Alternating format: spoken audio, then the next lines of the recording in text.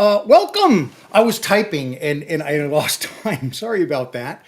I think it's going to be a lot of fun today because what I'm going to show you is how and I'm going to swap over this camera to you. Oh, I don't even have that thing open. Do I have that open? What I've got is a bunch of pictures of both the weathering and the painting of some really nice crates from Value Gear. And I want to show you my technique for doing wood, for painting wood on a non-wooden surface. Now, you can texture it first. You can leave it non-textured and just paint. I've done that, and it does pretty good. Like if it's a background or something like that, you don't even necessarily have to have texturing on it, but it helps a lot. And so we're going to go all over that. And what I'm trying to do is I have a little slideshow here somewhere that I'm trying to get to show you, and it's not open. So I want to open that so I can show it to you. But I also have, whoops, I've got the top down set up. I'll show you that real quick. So there's a top down. So I've got my palette, I got my wet palette out, and we're going to be talking about all my paints and the whole process. And even the point of back here in the cabinet, in my curing cabinet, I have this thing set to 95 degrees. So basically what I'm doing is I'm preheating, I'm not just heating and drying it when it's curing, but by placing it in there prior to painting it, when the paint goes on, it's going to dry pretty quick because this thing is 95 degrees, the thing that I'm painting. So that kind of helps do it fast. Now, I'm sorry, I'm talking, but I need to open this here file, and I'm not doing a fine job of it, but it is going to, there it is. Fantastic. That's not what I wanted. Sorry, folks. That's what I wanted. So this is what we're going to look at today. And I can go over there now. Is how to paint this. And I also made this really cool hood. So if you look in the picture there, there's a little brazier, a little copper fire pot. So we're going to look at that, how to make that. Then you see this hood. I made that out of regular like sheet metal. It's a sheet metal hood, and I got a couple of videos. I could have just played those while I was farting around trying to find my file, I suppose. But I'll show you how to do that too, and I'll also show you how to make a rivet. I just use regular 20 gauge. It's pretty malleable. It's soft copper wire. And relatively thick. It works for a lot of applications in diorama and model building. But you can also make little rivets out of it. And so we're going to see how to make a rivet today in one of the demos. The other demo will be the painting of those barrel, or not barrels. I did do barrels, but I'm not going to show you that, of the wooden crates. So I think it'll be a lot of fun. Rod Karen is here. Hello. I do need a haircut. Look at this hair. You know, and I was thinking about doing it myself. I don't know. Just because. I mean, I'm just like such a hermit. My cousin was over this week and he goes, I put two hands back there and I just cut off at the end. And I'm like, well, works, certainly. But yeah, I don't know. So we'll see. But yeah, fair point. You know, and this is funny. I've never had long hair. And so, you know, at COVID, I just like let it go. And there's a lot to having long hair. It's not just like, nah, I'm gonna let my hair go. No, my wife has had long hair, gorgeous long hair her whole life, you know. And so she's like, no, you got to do this and you got to do that and you got to do all this stuff. And I'm like, geez, I'm a 60-year-old man. Do I need to do it? Yes, you do. So, because if you don't, it looks pretty bad. It goes all frizzed out and stuff like that. Homefront Forge is here. Hello, you made it. Everything is looking great. Well, thank you very much. You know, I'm having such a great time working on this diorama. And we're going to be looking at the finite stuff today. So there's not going to be a lot of big pictures of the diorama and stuff like that. But it's one of those things where, you've said it's literally at week 15. I started this on week 19 of last year. That's how I kind of gauge my builds by week and the number week.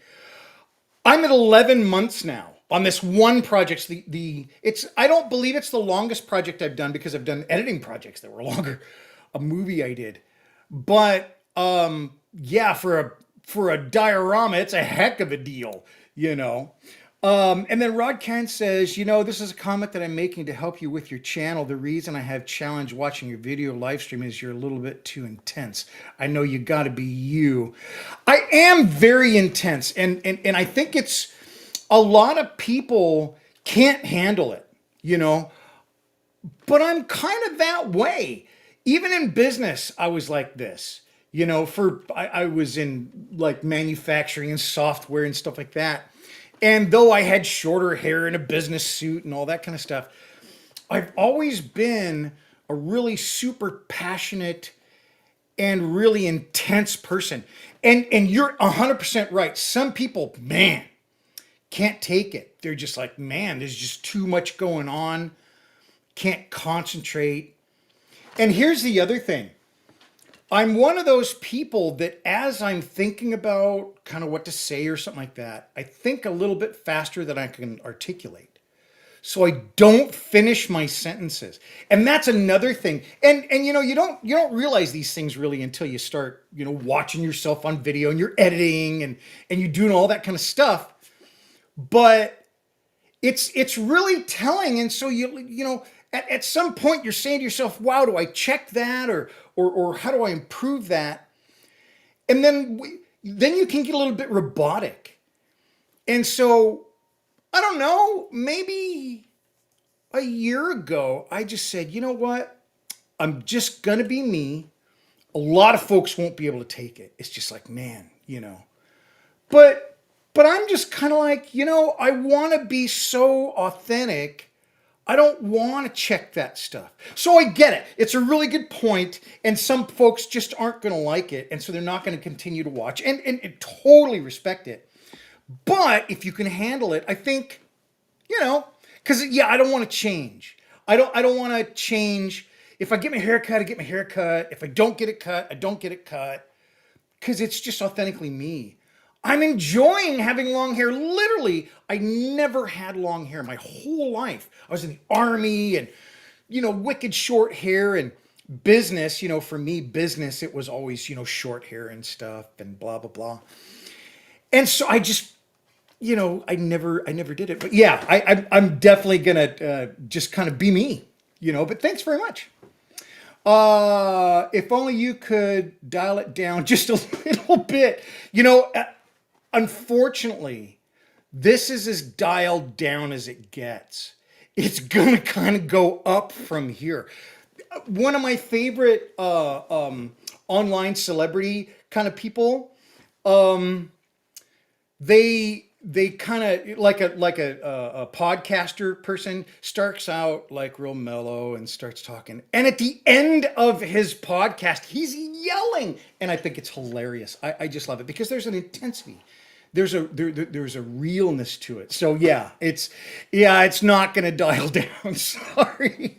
Hey, go for it painting. Thanks very much for coming in. I really appreciate it. I get pretty wound up in the moment. I understand. I do too, Daniel. It's just, I really enjoy what I'm doing and trying to get that across. I am trying to find an equilibrium of delivering the kind of content that people like, but also being genuine. So it's really kind of it's a balance you kind of have to, I guess, make for yourself. I decided to just go, I'm going to be me. I'm far from perfect, trust me, but just suggestions from my point of view. But we all got to be but sometimes I need to adjust my behavior, better life and relationship with people.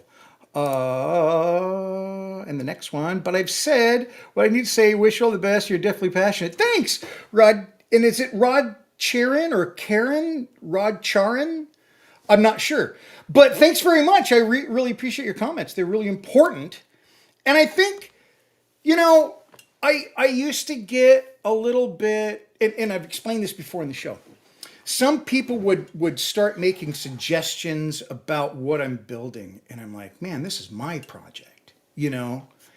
And I think it was a point where I was just starting out and I thought, you know, I'm going to do this and I'm going to do that.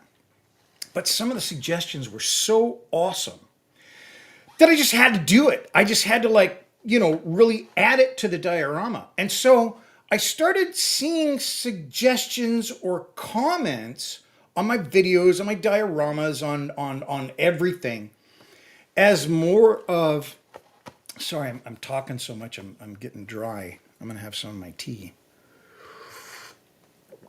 Rod Charon is probably got it right, because that's what makes my throat go bonkers too when I'm like getting too excited.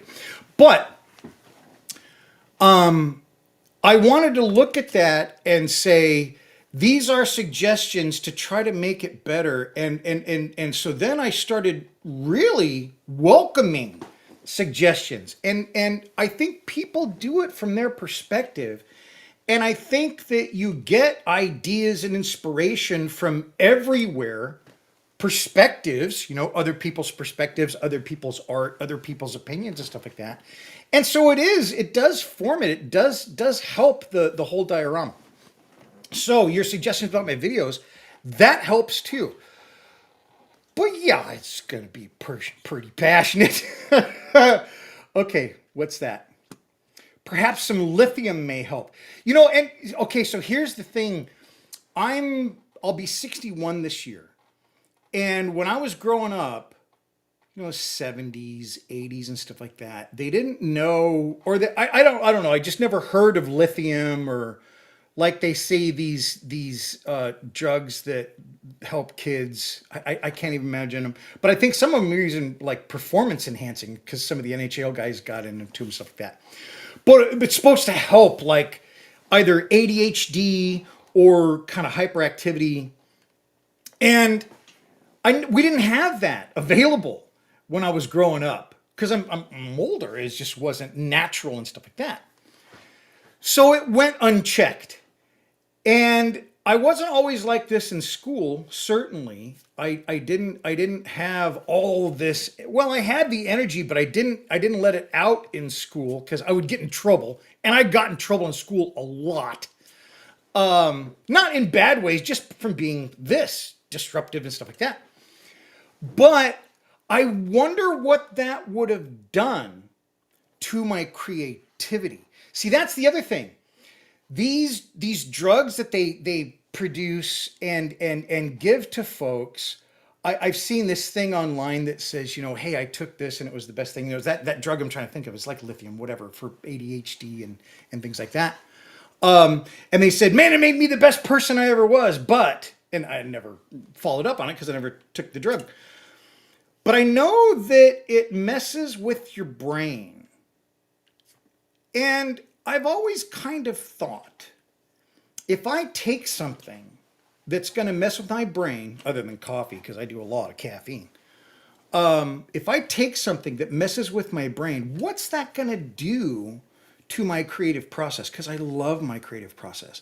You know, they talk about a lot of adults lose that creativity, lose that creative process because of social constraints and things like that. And so they forget how to play. That's literally the word that I see them use online and in different discussion and TED Talks and things like that. They lose the ability to play and create and have creative thought, because this activity, which I think I kind of excel at still today, the creativity and the fun and the playing, because I'm playing when I'm at my shop. I think by suppressing that early on, maybe you're putting in blocks. This is just my opinion. I have no basis for this other than what I've read and some of their research, but just over the top, I think that's a possibility. And I'm very happy this stage in my life that I've not lost that. I get a lot of comments about, man, I'm learning this, or I never thought of using that, or that's a technique I never considered. And I feel wonderful about that. Certainly it's my experience and stuff like that, but all of that experience, it comes from that curiosity and that want to play and that want to find different ways to do stuff. So if you're wondering about those things, do your research, certainly. But for me, I think it was a good thing that I didn't kind of try to suppress my hyperkinetic kind of personality and stuff like that. And heck, it did very well for me in business too. So, well, whether you could take it or not, what I did was I worked with key accounts. I was a key account manager for many years, and so I worked with all the top corporations for my software company that I worked for 23 years, and I think sometimes I was able to diffuse situations with my personality. And I'm not sitting here trying to defend myself, I think they're great comments. All I'm saying is I think that there's some parts of that sometimes we don't realize might be helpful when society says it's not. So there's an idea. Anyway, but thanks very much. So where did we leave off? I don't mean to criticize you, and I am just trying to make suggestions, and I do appreciate your honesty. Thanks, I appreciate it. Dances with Aardvarks, hello. That sounds very familiar. Dances with Aardvarks. I don't remember, but have you been on before? Thanks very much for coming on. Creativity in drugs has a long history, but not in the prescriptive type. Exactly. I remember the story about was it the 3-hour bicycle ride with the LSD stuff? Now, I got to be careful with what I say, online and things like that. But yeah, there were some things like that and opening up creativity. I really like these shows recently on, I think it's Ancient Apocalypse. And he talks about some of those things that they do in South America and things like that. And it's part of the ritualistic history of the people that live there. But it's weird because when different people from different backgrounds all utilize this one method to go into an altered state of reality, which is, by the way, that just brought up this great movie, Altered States. If you haven't seen it, back from the 70s, amazing movie, and it's about this subject. Anyway, back to the present. This is making Rod Charon just crawl, I'm sure, because I do tangents like this all the time. But in that movie, they talk about this. By taking these certain, and I'm trying to stay away from the drug names and things like that, different people from different backgrounds have similar, if not the same experience, which to me, and that's the push of the narrative that the host of the story is saying. To me, that says there's a commonality beyond what we can imagine in maybe going to a place, but going to a reality. So there's a common reality that people are visiting by utilizing this technique. Wow, how cool is that? Because if you don't have the background, if you don't have the knowledge that the indigenous folks are using, how can you visit the same place that's completely different than our current reality? How can you visit the same place with the same imagery and stuff like that? I think that's very interesting. Very, very interesting. So, great content. Thank you very, very much, Rod Karen. I really appreciate your comments. We saw that, and then Dances with Aardvarks. Yes, been in, but not lately. See, I remember it. Great name, by the way, because yeah, it makes it very memorable. So thanks very much for coming back in. That's really, really cool. Bob, hello, Bob. Be a part. I'm doing great. Thanks very much. I'm willing to pay you to be you. Thanks very much, sir. Yeah, I do get comments about receiving energy. And I believe in that kind of thing. I'm on the West Coast of the United States. A lot of people say, lefties or the left coast or the West Coast is the left, whatever. I see it as there's a lot of open-mindedness and stuff like that. That's just kind of how I grew up. And that allows then for a lot of different kind of ideas to permeate, your ideas, growing up. And I think that it's really fun to think about all the different things that maybe I'm able to pull in and then maybe give back to somebody that didn't have that exposure and didn't have that ability to receive that kind of stuff. So what I'm talking about is giving energy and giving kind of a more, I don't want to get into spiritualness. No, it is an electrical thing that people can share. And I do believe in that. And that's, again, the Pacific Northwest. There's all kinds of that kind of thought. We are one with the earth. We are one with the universe. We are, blah, blah, blah, blah, blah. I'm not really into it that deep, but I do believe that there is a connection. And I think that we can share it. So hopefully that is coming across as a positive thing. I don't want it to make you upset. It's really not intended to. Don't forget to hit the like button. You are so great. Thanks very much, Go For It Painting. That's really, really nice. I forget these things. I get excited about subjects and talking to you and forget. But I'll tell you what, let's dive in because I've got some stuff to show you and I think it's pretty fun. And I can show you what I've been working on and hopefully give you some tips so you can maybe do it or use it as the launching pad to do well better than I'm doing. That's really what we want. Erdink, hello. Hi, Bill. Nice to see you again. Been a while. Hope you're doing well. I am, and thank you very much for saying it, Erdink. It's great to hear from you. I haven't heard from you in a while, but I hope that you got my video about refinishing. I made you a whole video about your question and I didn't hear anything back. So I hope that refinishing question really helped, or the video about your question really helped, because I did that video. So if you didn't get it or you have any questions about it, please just say so and I'll resend it because I did a special video for you. So thanks very much for coming on. It's great to see you. Okay, so we are going over here. Pug's room is basically up here in the diorama. So here's a full view of our diorama. This is a playable D&D diorama, and I've been working in the attic all the way at the top. This is Culgan's Arcanum. We worked on that last week. We filled it with all this kind of magical stuff, and it's really fun. And then I left out last week. I'm going to start working on crates, and that's what I've done. And here are the finished crates when they're ready to go in. And, the thing about these crates was these are already made. They are from Value Gear, which I love Value Gear. If you haven't used Value Gear or you haven't looked for this kind of thing, Value Gear makes a whole bunch of scaled add-on products.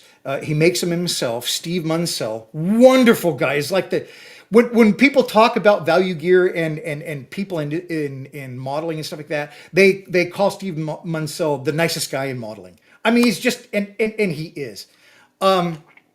So he makes these, and when you get them, of course, they're just cast and they're not painted, but they're detailed very nicely. And this is the instance where I would say, yeah, that you can just go right in and paint.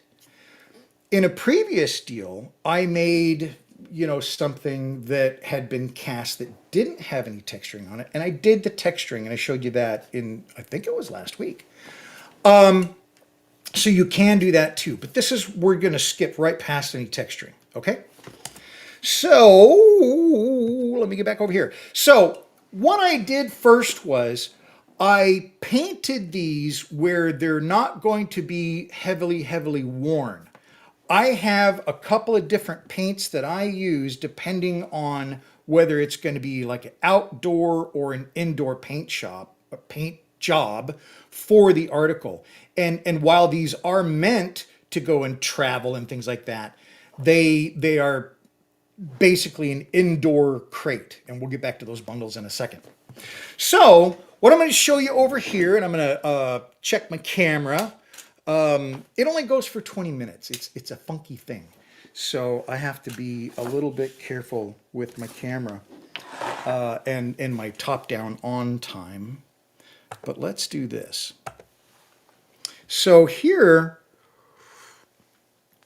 are the two kinds of paints that I decide what I'm going to use for a base coat.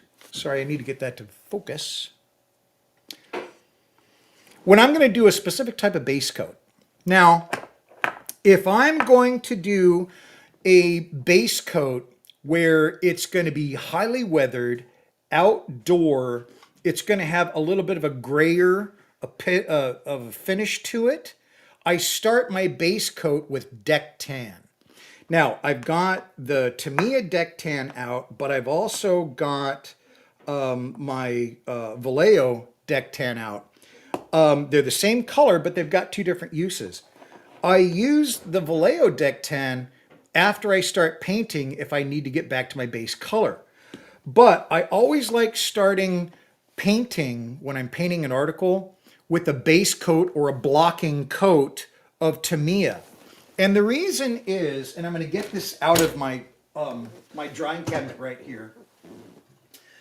When I have taken and painted it with that base color, and I'm not using the deck tan. This one is the desert yellow. But when I do that, I find that Tamiya sticks a heck of a lot better as my base coat. The value gear does need to be washed. I tend to like to wash it to get rid of any release agents, oils, or things like that's on the piece with just soap and water. They sell wipes. You can use alcohol and all that kind of stuff. I just like soap and water, warm soap and water. It's very easy to do. I've got a little teapot here. I literally do it out here in the shop. I wash these because you do have to get release agent off of it. And then I do my base coat. That blocking base coat, again, is going to adhere better than the acrylic. And because it's Tamiya and a bit porous, it's the flat, then it's going to accept the paint that I'm going to put on it pretty darn good. Okay? So that's how I like to start out. Let's go back over here. So this is when I'm going to have an outdoor paint job, and that's this. This is a heavily worn, this is my cart that I did, and this is real wood. This is not fake. This is real wood that I aged and weathered down. But this is more of an outdoor. You see, it's a little bit more gray. This gray is when I'm going to use the base coat deck tan. Now, when I'm going to do the crates, like we're looking at, I'm going to use desert yellow. And again, that's just my base coat. That's what I'm going to start with for my wood. And then I'll put the wood striping and variations over that. Okay? So, outside deck tan, inside wood, desert yellow. Okay. Now, let's talk about the actual paints that I use to paint. And these are also variable. If I'm going to do the indoor, so that's why I'm using these. I'm trying to do this so you can see better. I'm just going to do this. The colors that I'm choosing are actually not important. And I say that because it has to go with your scenery. I typically like to paint with a base coat color, one color, and then 3 colors for painting. And I separate painting from weathering, okay, and aging. So the first color, the base coat, we got that on there, the deck tan or the desert yellow. Now I'm going to pick out 3 colors. Now these 3 colors, to me, it's more important that they're in the same line of color, like browns or greens or whatever, but they are different enough that they will give you a higher contrast. And that is so important. When I'm trying to put this stuff on, if I just do gradients of the same color, you're going to not really give it any detail. The subtleness isn't going to help you. So you want to pick 3 colors that are in the same line, but have enough difference between them to give you that offset contrast. Okay, sorry. I've got some comments over here from Erding, so I want to go ahead and get back to him here. And then Erding says, I watch a video made for me. Really appreciate it, sir. It helps a lot. Thanks for your time doing this. And I hear something that you were going to close YouTube. Please don't do that. No, and I'm not. Yeah, I had a really hard time. I figured out how to get past it. Totally fine now, on the right track. So thanks very much, Erding. I really, really appreciate it. So yeah, not shutting her down anyway. We are here to help and support you. If there's anything that will please help me do anything for you. Also really wondering what will be your next diorama. Aha, that's a great question. I'm really looking at that. Now, a while back, I did say that I wanted to get back to Emma, Carlos, and Ichiro. This is a completed diorama that I need to kind of go back over. I finished that over a year ago. 2 years ago? And one of the lights is not working, and so I got to go in and figure that out. I might even replace some of them with diorama lights, which would be great, because I love diorama lights. They are in this diorama. That makes this a sponsored video by me mentioning that, by the way, but that's okay. I mean, they're great. I love the lights. But yeah, so I think I'm going to come back to Emma, Carlos, and Ichiro and fix that, finish it, and I think that'll be a lot of fun because there's also a lovely story that goes with Emma, Carlos, and Ichiro, and I'm super excited about talking about it again. So I think that's what's going to be next. But after that, because it shouldn't be too long to fix Emma, Carlos, and Ichiro up, I want to start doing a little bit smaller dioramas, just for a few, to do different subjects. I've got an ATST, the walker, the little Bandai walker. It's already built with Chewy in the top of it. I'd love to do that because I can do a little display base. And I've got just a whole bunch of IJA figures, Imperial Japanese Army figures from World War II.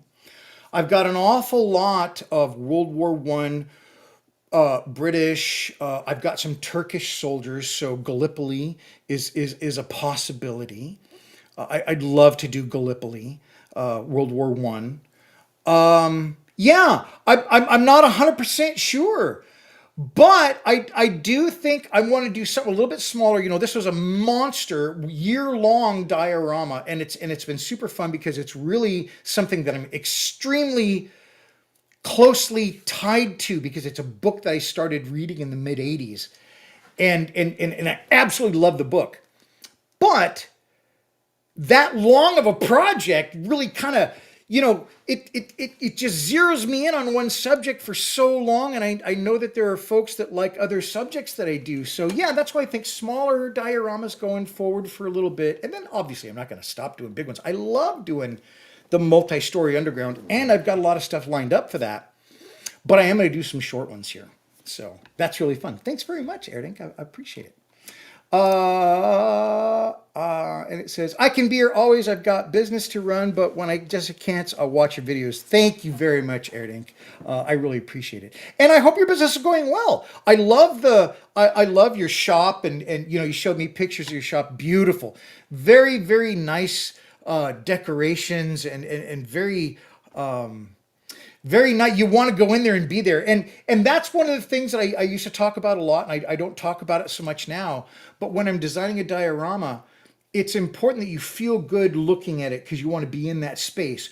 Erdink's businesses, because he has barbershops and hair cutting businesses, just so beautiful. The decor inside and everything. You want to go in there and just kind of hang out with your friends. And so that's wonderful. I love the look of it. Thanks very much, Erdink.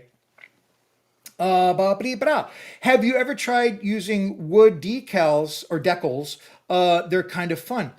I have not the ones that you apply. I've used wood that has got the decal already on it. So a little bit different. Okay, so maybe you don't know Rod, but Karen, I have been a woodworker for 30 plus years. So the shop where I'm at now, I'm just in one corner of my, I think it's like 740 square feet wood shop. I have a freestanding woodworking shop. It's 32, 20 by 32 feet. Yeah, it's big.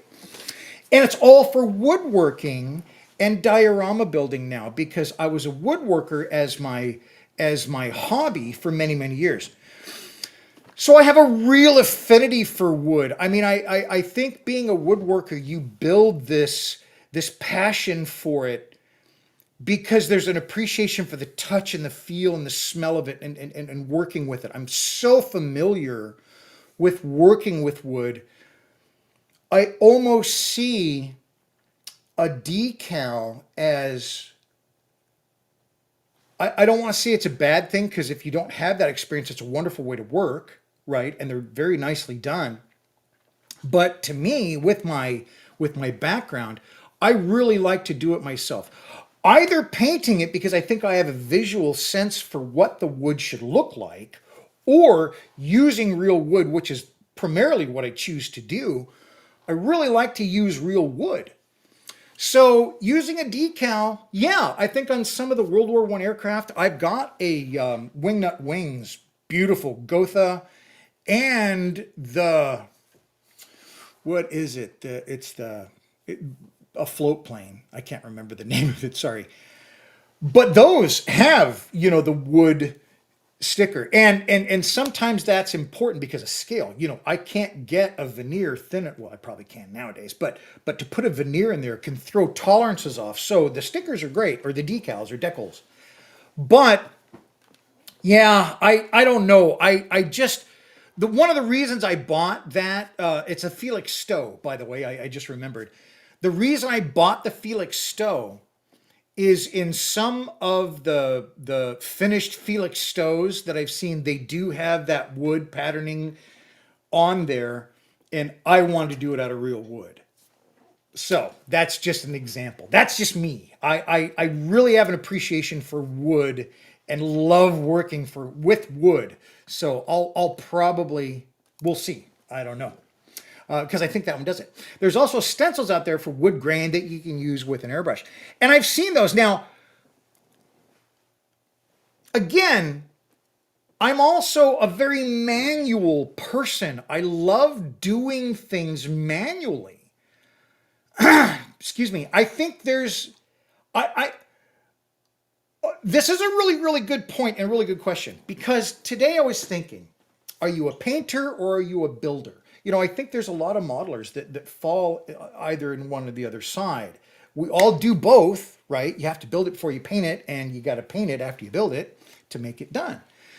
But I have always been a little bit more on the building side. I love fabricating. I love building. I love figuring out how to take something physical and build it. I love building from a kit where it's all designed and ready for you. Just follow instructions, right? But if you notice a lot of my builds, it's scratch built. And I really enjoy that process. I don't use a lot of 3D printing, which is easier in some respects. If you're designing your own STL, it's not easier. It's very complicated. And I worked in CAD and software for years. I understand CAD. But the point is, it's a different skill. And I prefer to scratch build. So that's on the building side. On the painting side, I think I have the same kind of an idea. I really cherish the painting. It's not that I don't use decals.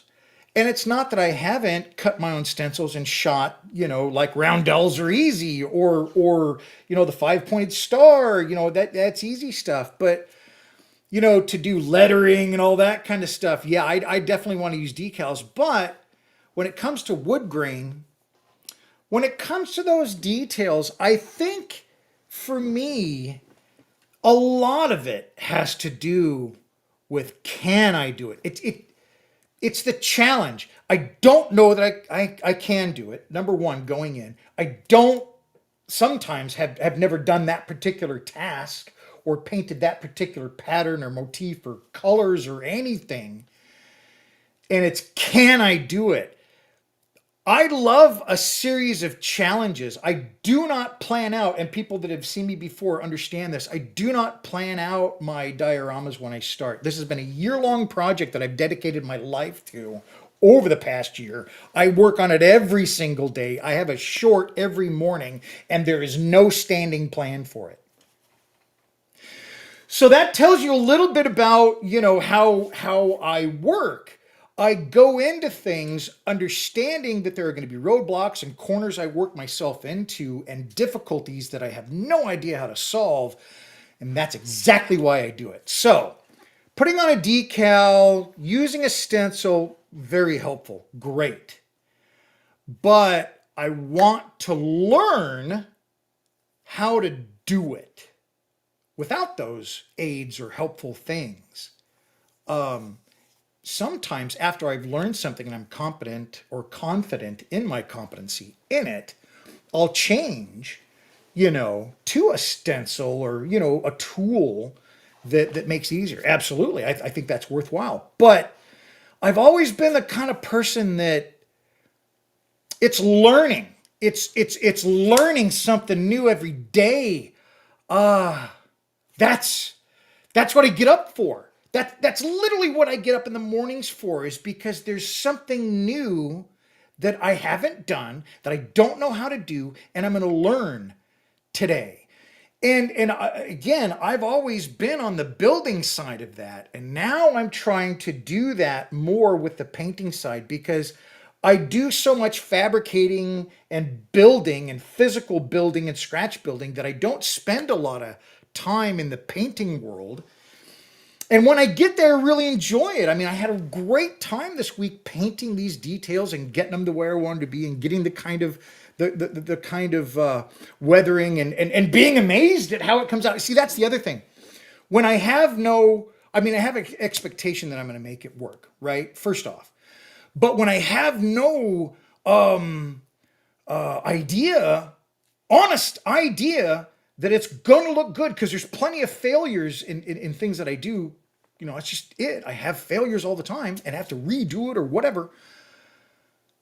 It is that accomplishment and that thrill, because I absolutely get a thrill when I look at these crates and I'm like, wow, I really like how I did that. I didn't have all the confidence going in, pardon me, that was going to come out completely correct. But that's the thrill of it. You know what I mean? That's that little urge, that little adrenaline deal, the dopamine, is doing something that I didn't initially know that I had the competency to do, and it comes out good, and I love it. So yeah, that's just kind of a little bit about me. I don't have a problem with other people using stuff, and I don't look down. I mean, it's at the end of the day, when you see a model that's done beautifully, you don't really care how it's done initially. What brings you in is that gorgeous look of that model, that diorama, the mystique of it. That just, you can see that from afar. But then as you get closer, I've always been a person that when I got closer to something, I didn't want that beauty or that illusion that your brain just immediately makes when it sees something. You're like, oh wow, look at that, boom, and then your brain already brings back all of your experiences, and you build this impression of that thing right off the bat, right? And then you get closer, you're like, and then there can be things that start to destroy that initial impression that you had of that thing or that object or whatever the heck you were looking at. I've experienced that. You get closer and it's like, oh, they didn't do that really well. And it doesn't have to be a model. It can be anything. You get closer and it just doesn't look good. I've always appreciated when I get closer, it gets better. And I concentrate on that. I really put a lot of time in that. I look over there because that's where my diorama's at. When I'm thinking about how to put stuff in the diorama, I'm that scale, I'm that big, right? Insert into diorama here. And it's so important that I can look around that space, and whatever that space is designed to do, I can do whatever you're supposed to do in that space. It's a very, very simple thing. It is outfitting the space to accommodate what you're supposed to do in the space. And the closer I get, I want that to reveal more detail. I want it to reveal more about the space. I want to tell a little bit more about the story, bring depth to that original idea. I want it to develop further. I don't want it to break down. I don't want it to lower itself, because the last impression is the one I'll remember, not the first. I mean, you may remember, wow, it looked really good when I was walking up to it, but son of a gun, I got close and there was this and that and that. And that's not going to take away the overall thing. But I think if you can turn that around and make the closer you get, the more detailed and the more beautiful and the more, I think there's something to be said about hand building and scratch building, scratch painting, whatever the case. I like the craftspersonship. Is that proper to say? Craftsperson? Craftsman was the term for many years, but maybe it's craftsperson now. A crafter. I love that. A manual skill. Something that takes time to build. That I have an appreciation for that. I think that when you're able to attain something very, very quickly, there can be downsides to that. I have attained some things quickly in my life, and then I spend years backing up all the stuff that I skipped. Even though I got to this point, there was a bunch of stuff that I skipped that I really needed to fulfill after the fact to make that a better experience, as an example. So, thank you very much. Stephen! Hello, Stephen! Always love the Empire landing pad on Endor. That's very, very cool. Thanks very much for coming in. I worked with Stephen on a really amazing diorama display for his really, really amazing diorama on Hoth. And that is really, really, really cool. I haven't really showed that, Stephen, since I worked on that for you. But I'd love to. And I saw your pictures that you posted not too long ago, maybe the end of last year. It was pretty awesome. Hope you're doing well. I saw you in DC. Hope things are working out, and love to talk soon. Thanks very much, Stephen. Rod, and I know we've been talking back and forth, so I haven't seen this. Yeah, I'm referring to scale model representation by wood. By the way, I work in the film ministry as a scenic artist painter, and there's lots of ways we do wood grain. Right, and this is the great thing. A lot of my inspiration comes from the behind the scenes. I watch Lord of the Rings, Star Wars, all that a lot. I watch the behind the scenes, the making ofs, and all that kind of stuff more, which is ridiculous, but I really love that. And I am the kind of person that believes in matte paintings. I love matte paintings. Your eye can fill in the rest. But that's in a distant shot, right? It's a background, When they painted around Obi, and he's working on that, taking down the shields of the Death Star, all that was a matte painting, and there was just this one little thing and, green screen and all that kind of stuff. Your brain fills all that in, but you're not walking up to it either, because when you walk up to those matte paintings, they nowhere near the detail that your brain creates from having the suggested image, because your brain, as a human, obviously, we talked about this a lot on the channel, fills that stuff in. But in a diorama, it's a different bag, 100% different bag. If I can walk up to it and get 6 inches away from it, that detail will detract from that scene. I mean, very good point about, how you create that in the film industry, and high respect for the film industry, because that's I build my dioramas like scenes. You'll notice that. I light them like scenes. And I learned all that from Star Wars and Lord of the Rings and special features. King Kong was a great one. You know, Peter Jackson's King Kong, the all that background. So yeah, I mean, appreciate it, and that is how I do it. But it is a different medium, and I think it calls for something different. If I'm standing back and I'm not zooming in, or if it's a flash, remember what I said about you get that image when you first see it from a distance, and you're filling that in and you build that image, but then the closer you get, you start to break that down, that image, because the closer you get, you can see that that is not the image you've built in your head. Well, that's exactly what you're talking about. You know, you do build that image in just a flash of a second. And if it is a scene in a movie, a background in a movie, that's all you need. Boom. You've tricked the eye. You've told the brain it's this. It accepts it. It fills in the details. Beautiful. You've got it. In a model show, and I invite this, I want people to do it. I want engagement. I want them to get into it. I want people to be really checking it out. You know, I do a lot to draw you in, lighting and colors and the way, the dynamicism of the diorama, the height, all these things, you know, go into that. And trying to get them closer so that they can try and discover the story that I've built in visually inside the diorama. And I think that's a really important part. There's no narration, there's no sound. I have used placards, good and bad, in different times to tell the story. But ultimately, I want the story to be told visually, and I want people to be able to pick up on that story on their own and then walk themselves through the diorama and go, hey, I see the relationship here, right? There's no music, there's no, you know, entry, there's no screen. You know, you've got to rely on the dynamic movement of the people.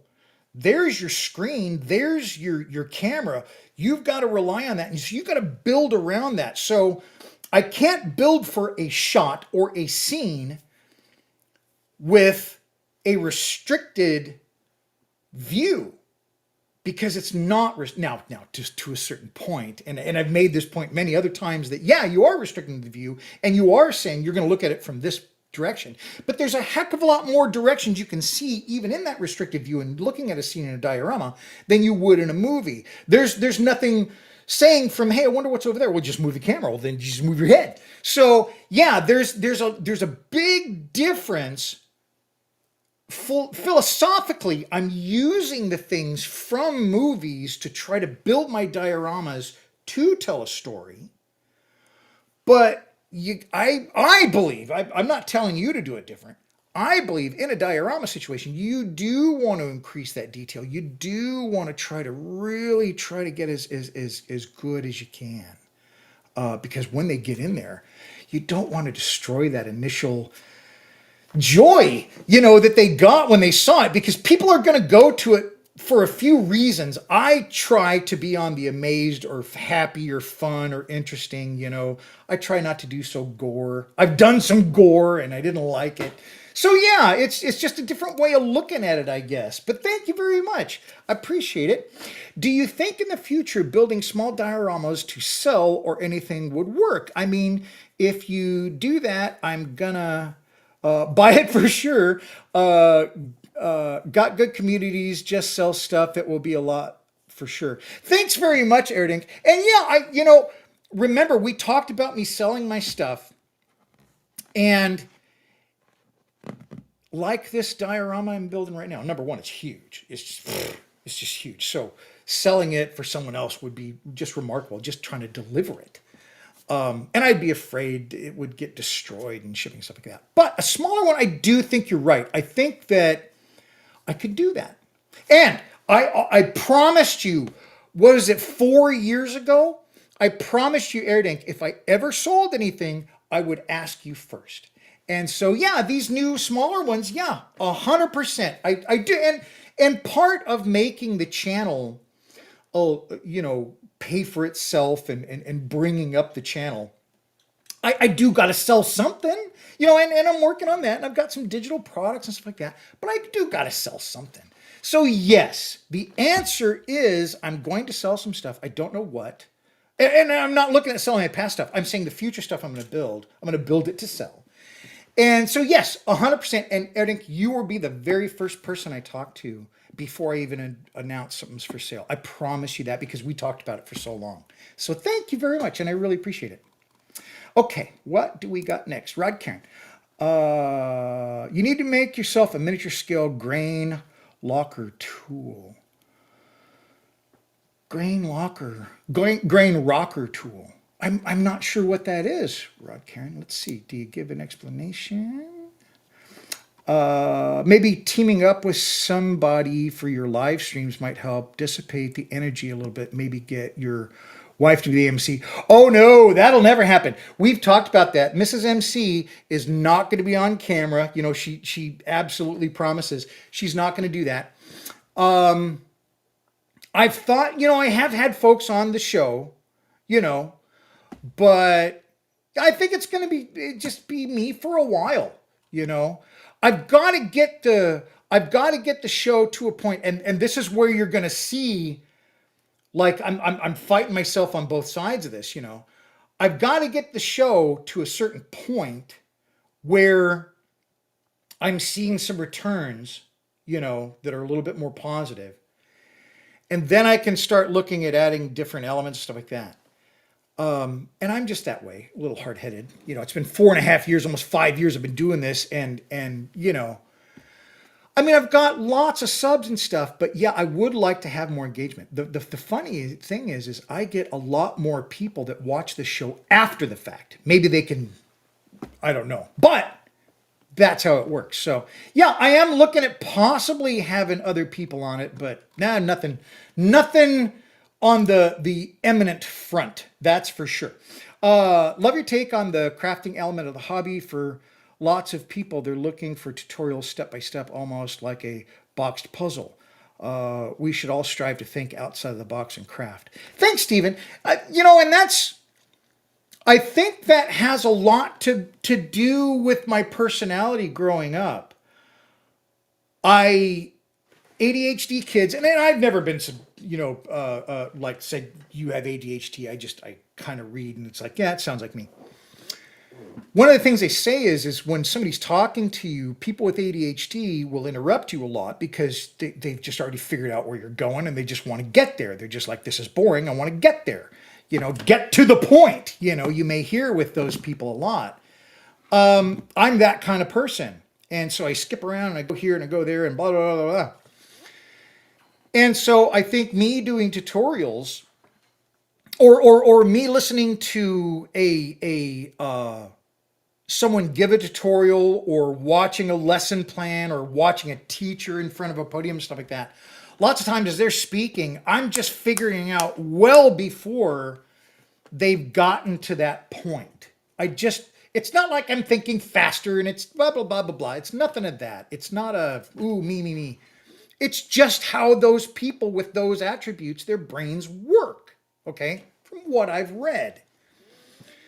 So it was never, for me in school, it was never even completing the lesson plan. It was what could I learn? So I'm just pulling out the things I can learn. So when I try to teach just what is important. And a lot of people can't do that. They need a lot of filler. They need a lot of stuff going in. Why is this? Why is that? And I want to answer those questions, but when I answer those questions, I tangent off, It's like the show Connections. I don't know if anybody's familiar with that. It was a great show in the 80s and 90s. And Connections, they would start here and then go here. And they would do it in reverse, but they would talk about how we got propane, how we got the toaster oven. Beautiful. I can't remember the person that put it on, but he was a scientist or a doctor or something like that, researcher. And a fantastic book, Connections. I do that. My brain works that way. When I think of a coin, immediately I'm thinking about Roman coin stamping, you know? And a lot of people are like that, but I want to talk about it because I think it's interesting. So it's hard for me sometimes to get through like a lesson plan when I'm listening to it. And I think that there's only so many people that can learn from how to do it. But I am working on that. That is part of the go forward. That is something where I need to provide something for folks that they can download and say, hey, look, I'd like to see how to do this. I'd like to know your particular way of doing it. And I'd like you to lay it out in a way that I can consume it and, makes a little bit more sense. So yes, I am working on that. But also keeping that creativity in it is so, so important. If you don't think sometimes, oh, okay, I'm going to back up. Man, see, I do this all the time, tangent. When I started woodworking, and I've told this story many times, I could not afford to buy lumber. Lumber being defined as it's cut, it's all nice and square, they're long pieces, and it's like you want to build something out of oak, you go out and buy lumber oak. Well, what I would do is I would go to the woodworking store and they had a bin of offcuts. So when somebody trims something or something like that, there's this just scrap.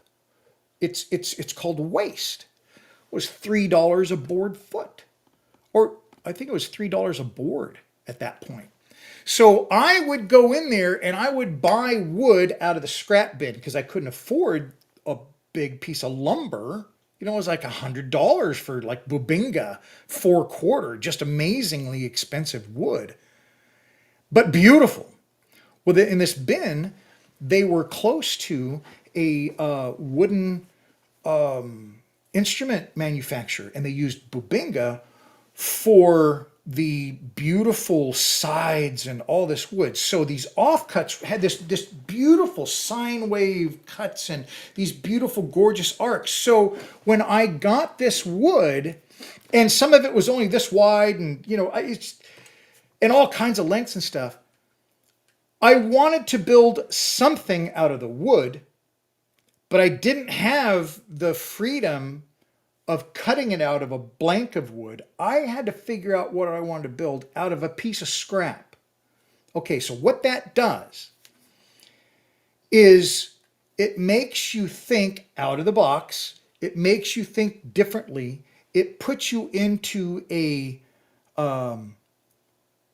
problem-solving mode that you don't have when you're following instructions and you're cutting from a design or something that has been designed, and all those mistakes have been taken out of it. The joinery, the lengths, the widths, the thick, all that kind of stuff has been, somebody else took that time. None of that's done.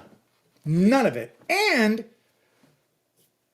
you have very, very constrained proportions for the wood you're going to be working from. It really teaches you how to think out of the box, how to make up things. That's not going to work. Everybody says you just do it like this, but because of your particular situation, you can't. You have to think. I love that process. I talked about it earlier. And that process is also one of the things that they say is so important for older people to keep your mind working properly. If you just consume, just reading, yeah, there's X amount of brain activity, by consuming. You're watching, you're reading. I'm well informed. I'm smart.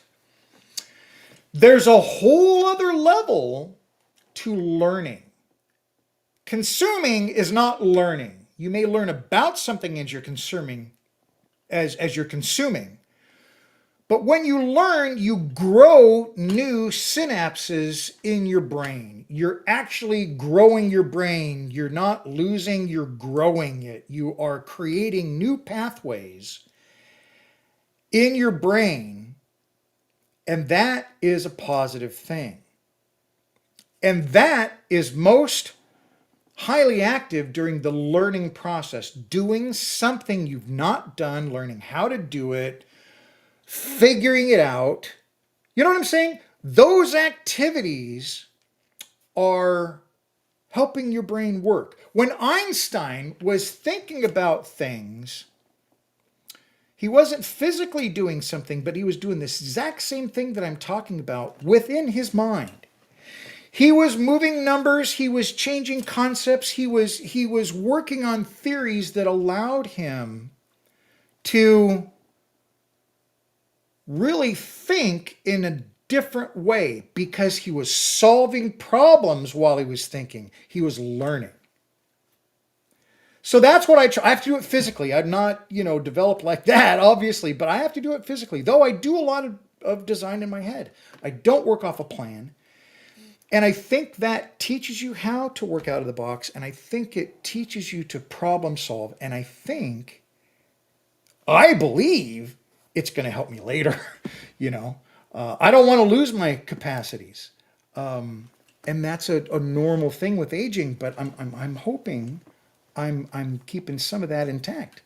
I'm not really talking about matte paintings or anything like that, or background pans. I'm taking about graining, which is actually an old art form used on furniture, etc. Oh, okay. Very, very cool. Nice. I've done like faux graining and stuff like that to match, different woods and stuff like that. I did a really nice shelf system in my office out of what is that wood? I always forget it, but it's like a really plain wood, but I made it look like mahogany with faux. So yeah, I love that. That's awesome. What else you got? We turn MDF into oak. I get what you mean about working with wood texture, the smell, the feel, but sometimes, yeah, absolutely. Sometimes it's just too darn expensive. Like I was talking about the scraps and stuff like that. If it doesn't fit the wood, you're working with ways you can adjust it with techniques. Absolutely. And I think that's a really good point.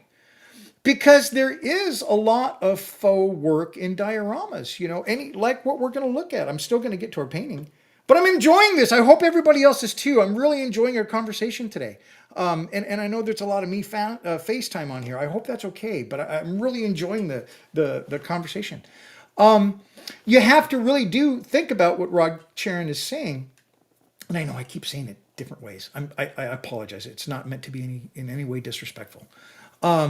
But you have to think in those ways. You do have to sometimes take materials that don't look like something and make them look like something else. Absolutely. And we do a heck of a lot of that in dioramas.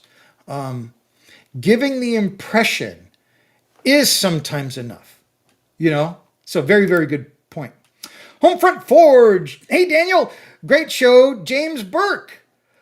That's exactly it. So I was talking about the Connections show. James Burke was the guy that wrote and I think he was the main writer and the host of the show. Guy, glasses, a little bit balding. Fantastic show. Love that show. I have the book too. Well, I have the show. Mrs. Modelcraft bought me the show on VHS. It's that old. So I haven't seen it in a number of years. I think it's online in some places. But I have the book too, the accompanying book for it. Because I just love that show. James Burke, fantastic. Thanks very much, Daniel. I really, really appreciate that. So I think that's been fantastic. Thank you so much, folks, for the great conversation. Ed Rod Karen, great, putting that forward, because we want to think about this. It's not, and this is that philosophy about taking people's ideas and incorporating them in the things that I'm working on. This is not me showing you what I've done or what I've thought of and what. It is about the progress of the diorama and all the ideas that have come from people all the way through it.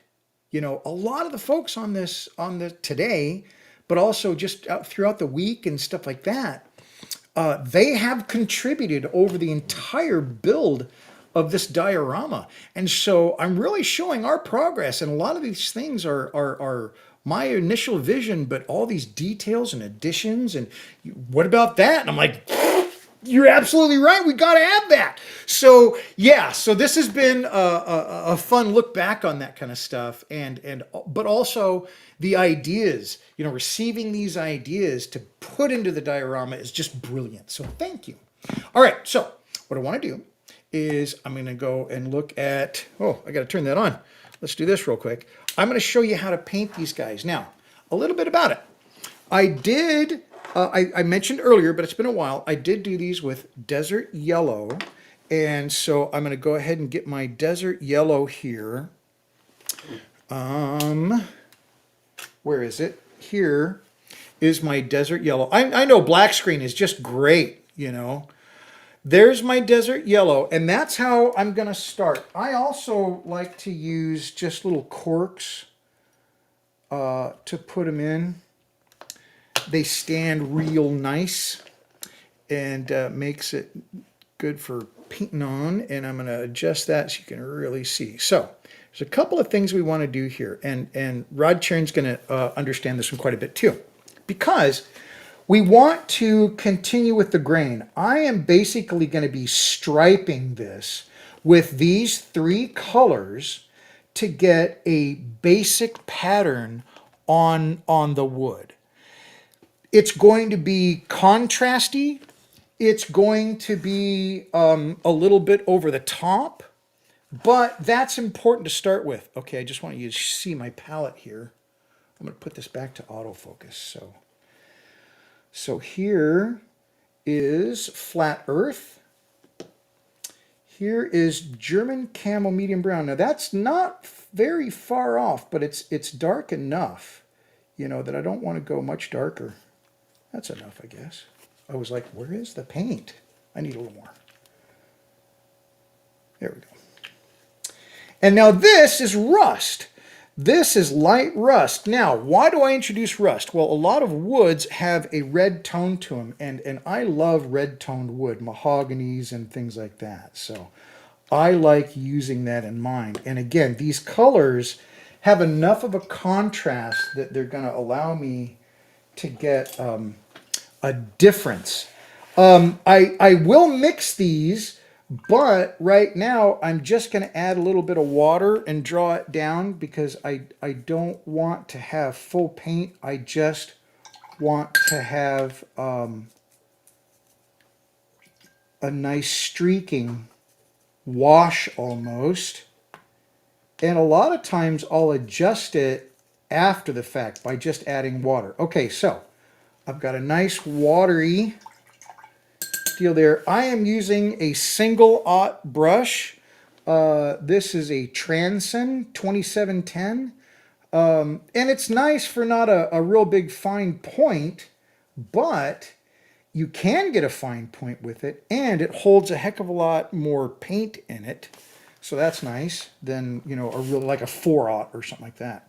So it doesn't matter what color I start with, but I do want to get everything. So I'm just going to come in here, pick up some color. I'm going to dab off my first one, and I'm just going to, like I said, I'm just going to do streaks. Now, I'm not too worried about getting these on there even, and I'm not worried about going over these at first, but after I've got, I'm sorry, let me get in here better. There we go. I'm going to lock this in so I can, there we go. After I get the streaks in, I want to do this. I want to go across like that. Okay? One thing about wood is, pardon me, wood has grain, and grain goes in a specific direction. If you go cross grain, it's going to look weird. And it also, by going across grain, it picks up paint differently. So, because the grain holds the paint, these little scratches in the wood. So, I just go across like that. That's all I'm going to do right this time. And then I go across that way. Same thing on the side. I'm going to come in here. Again, I'm using the same color. And I'm just going all the way across the side. It's not a lot. And then cut up to keep it going with the grain. These aren't going to get a lot of texture until I go further. Okay. That one, I need a little more water so it gives me good stripes. See, that's what I want, a nice good stripe. And what these are doing is they're simulating grain in the wood. Obviously a lot heavier, but we'll get that broken down so it looks a little bit more like grain as we go. Because remember, we've still got the texture of the material to work with to get grain. Okay, so now this is not 100% dry, but it is pretty dry. And so I can go to my next color. When I'm typically doing this, I will do one color and then I'll stick it back in my curing cabinet, my drying cabinet, let it, and then I'll go to the next one and let all those colors dry real well. Okay, but it's, like I said, it's not too bad. So now I'm going to go to the darker to give me a higher contrast. So same deal. And it's very random. I'm just going right across these guys. Very random. And I'm building this up. You're not thinking about individual like pieces of grain or something like that. What you're thinking of is the variation of color between grains on each wood, each piece of wood. And the other thing that you'll find in is crates. They're kind of like pallets. You know, they didn't build crates all out of the same wood all the time. Sometimes you'd have like a different colored piece of wood in the crate. And that's not a bad thing to simulate while you're painting. It's like one board is just completely a different color board. And again, it's just something that helps add a little character to it. Okay. And then one more side. There we go. So that's our second color. And again, I would just kind of let that dry before I went forward. And it helps keep the separation and the contrast high when they're completely dry. Because right now, if I go over this, I'm trying to leach off some of this paint. If it's not completely dry, they're going to blend a little bit more. So by putting it away, working on another piece, letting it dry completely between these colors, I'll have a better contrast. They won't blend yet. I do want them to blend, but I'm going to have them blend when I put a wash on it later. Right now, my main concern is high contrast. Okay, so now let's go to our third color. And this third color, I like to do it a little off. That's why it's that reddish color. Now, again, I like that, but if you are doing a wood, sometimes there's purple hints in wood. Sometimes there's high red colors in wood. You know, there's green in wood. So that third color, you can go kind of wonky. It should look like wood, obviously, but it's going to help. Again, just these stripes.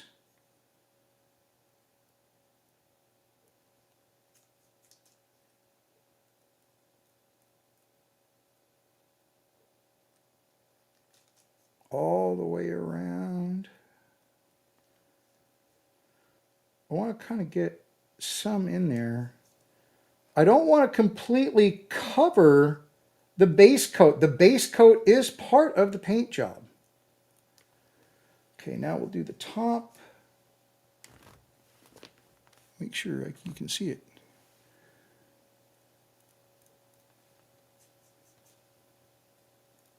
Now I'm just going to go back and hit these guys because I didn't get all of those when I was painting. Okay, so that needs to dry. Because at this point, I'm going to start putting on a wash.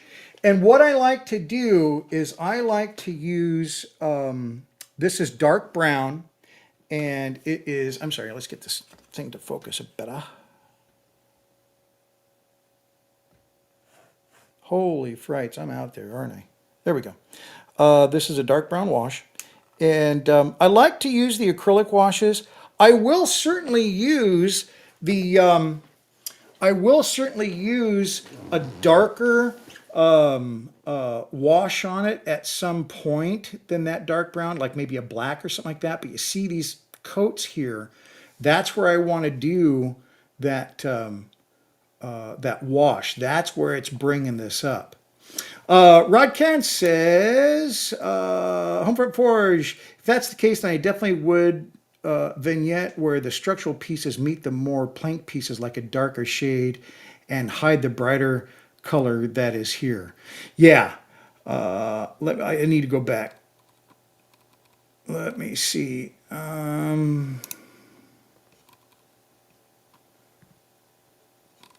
Sorry, I need to go back. About the workflow when doing training, we do wood grain sometimes to make it easier. We'll take the whole sheet and wood grain it out of 4x8 door skin, let's say. Yeah, absolutely. Just makes it easier when you're building. These are already built pieces, of course. Then once that's done, we can cut it up and use it any way you want. Put together. Yeah, very good point. And I've done that in previous videos. And I mentioned because your built box is kind of interfering with the flow of the grain because of the structure. Yeah, exactly. But that's what you want to do when you're using a cast piece. So maybe doing before you build the box is just suggestion. Yeah, these boxes again are cast, so you can't do that ahead of time. So, but there's a solution. I think this works pretty good. Yeah. Yeah, these were purchased, Daniel. Yeah. If that's the case, then I definitely would vignette where the structural pieces meet more plank pieces like a darker shade. Yeah, so that's what you can kind of see here in the picture. Sorry, I had to just kind of catch up to the conversation. That's what you see here. By having that darker area, what you're doing, of course, is you're simulating where natural things are going to gather. Dirt, rain, moisture, anything is going to go ahead and pick up in there. The other thing that we're always trying to do is enhance shadows. Shadows are form. You can't have a good surface without a good shadow behind it to give the contrast to show what that surface looks like. So when you're thinking about painting, you're not just thinking about color, you're thinking about shadow. In this example of these guys right here, you'll notice that one of the, and I'm talking now so that we can let these things dry. Whoops. So one of the things that you'll notice here is on the corners, I've highlighted them. So now there's two reasons for that. Number one, they are being placed underneath something. So I need to bring out, so I need some pop. Number two, there will be some marring and scarring on a crate when it's moved. And so corners will get bumped and moved and scratched and stuff like that. So that's another thing that you can do. But it helps define it. That's really what those highlights are for. So we're going to get there. And then says, if that's the case, then, oh, yep, I got that. And then Rod Karen says, sometimes we use tinted wax, Champmans, to add toning. I have seen the wax. I've used it like on turnings, but I've not used it for like toning like wood or nothing like that. I'd love to see that process. I'm always interested in new processes too. Okay, so we're going to see, I think we're dry enough now. We are going to go to the top down and we're going to do a little bit of wash. Now, when I do my washes, I like to put them in these little here cups. These are basically from like milk jugs. And this is the acrylic based dark brown. And this is definitely going to have to dry, of course, when it's done. And I initially want to put it on there everywhere.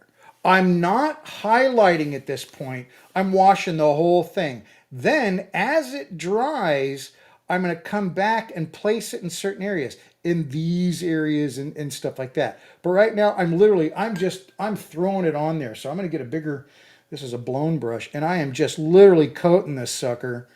And then I'll start pulling it away in some areas and leaving it to pool in others.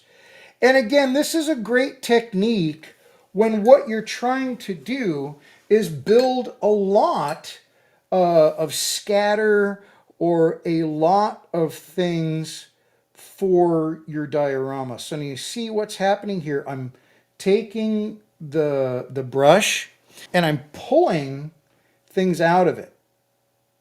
I'm pulling excess out, but I'm doing it like in the middle of the boards. I want the boards themselves in the center to kind of lighten up, and I want dark between here, these lines and the edges, and then right along here. See, now if you look at it, this is a very light grain work underneath. There's just variations of tone in the wood, not a lot actually at all. But as I'm wicking this away, you can see more detail coming out of that graining that we did.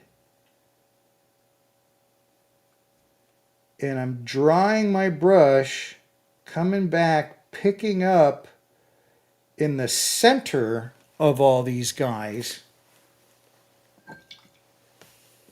and leaving it in certain areas lighter. Now, I'll do this as it sits, meaning that I want this right here in the attitude in which it's going to be in the model. If it were up like this, I would have it like that. And the reason is on the sides here. So can you see the sides? I'll try to show them. It's gathering at the base. That's a natural thing. And so I will wick that away, but as soon as I do, some more will come back and kind of add to it. I want that. I do want it darker at the bottom.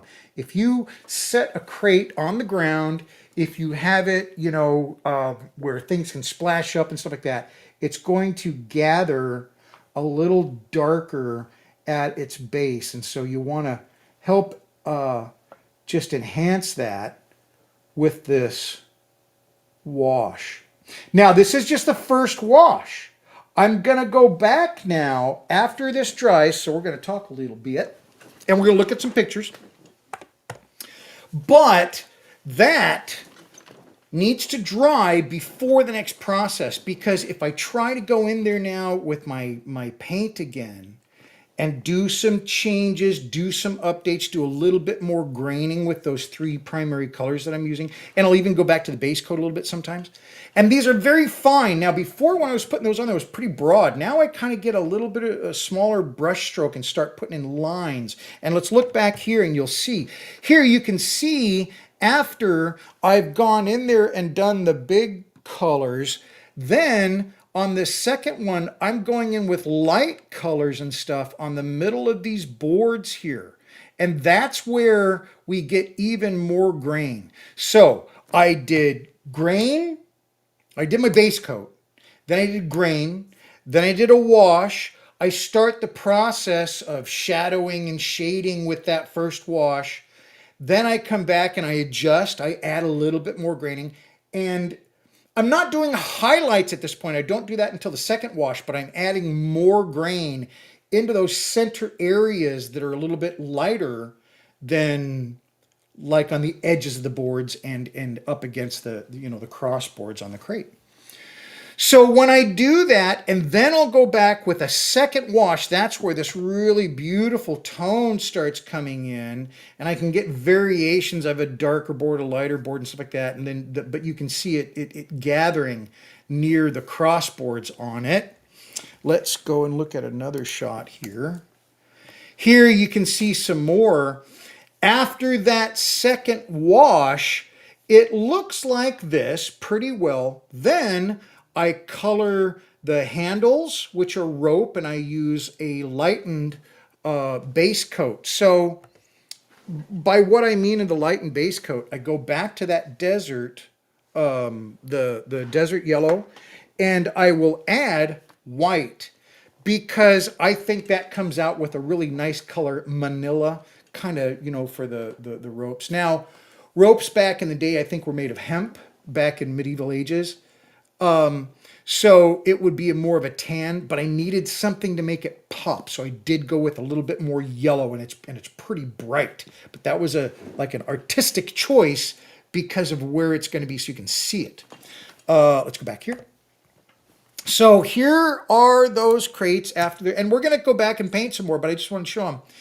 While we're waiting, these are the other things that I painted. These are also value gear. And what I wanted was some travel baggage. And so these are painted in much the same way. I did all the base coating the same as the crates, but then I did a wash effect, a thin red, because I didn't want a bright red. I wanted to bring the color up to a faded kind of red, because these are supposed to be tarps. Now this is highly saturated. I desaturate this later, and I'll show you another picture of it after it's desaturated. There we go. Because I use then some rain streaking from Martin Kovacs. I showed you that last week. His method for rain and dust. I use that on them, and I think they look great. They look like tarps. They look like a tent. They look like something that would be taken on a trip, and that's where I want them. That's their purpose. So I think they look great from both sides. And here, I want to show you something else I did. Again, we're going to wait for this to finish drying before we get back to it. But the other thing I want to show you is this rock. So this is supposed to look like a rock with gold vein in it and stuff like that. And previously, it looked like this. It was just this little rock. Well, what I figured I would do is make it look like a curiosity. And of course, since he's a court magician, he would have something like this possibly. And it's very simple to do. I basically took, it's the Tamiya Gold Flake paint. And so I painted it down first. And while wet, I put some super glue on it. The super glue reacts with that paint pretty weird, and it'll build up. It'll instantly start to cure. And then I just did multiple layers of it, and it made this nice buildup. I didn't want it to be just veins going through. It needed to pop out a little bit because I thought that's why they would bring it in. And be a curiosity in his Arcanum. So that was pretty fun, worked out pretty good.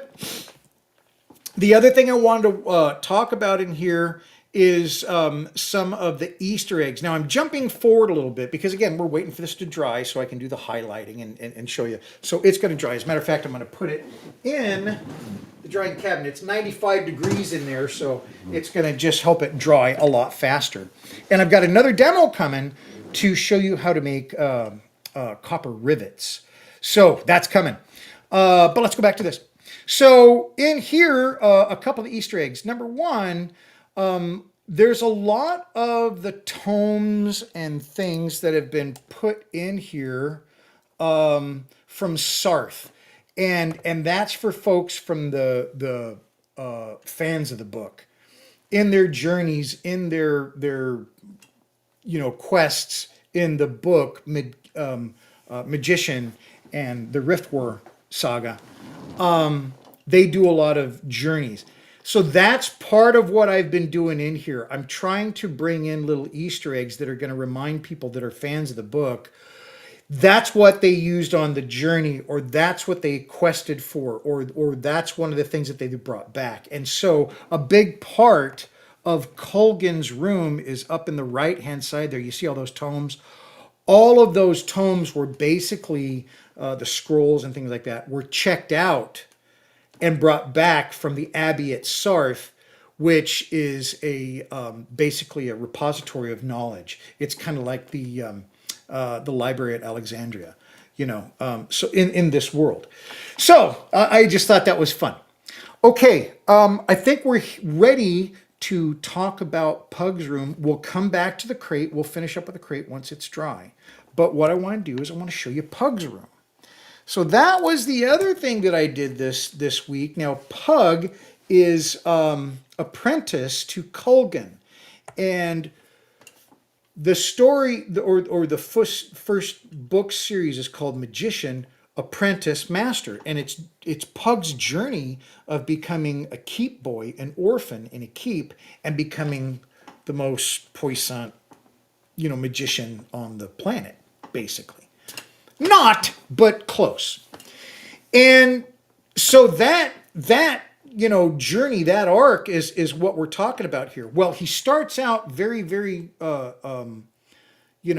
meager, and this is his room. And there are some very fun things about Pug's room, and one of them is a little story about his apprenticeship where he creates a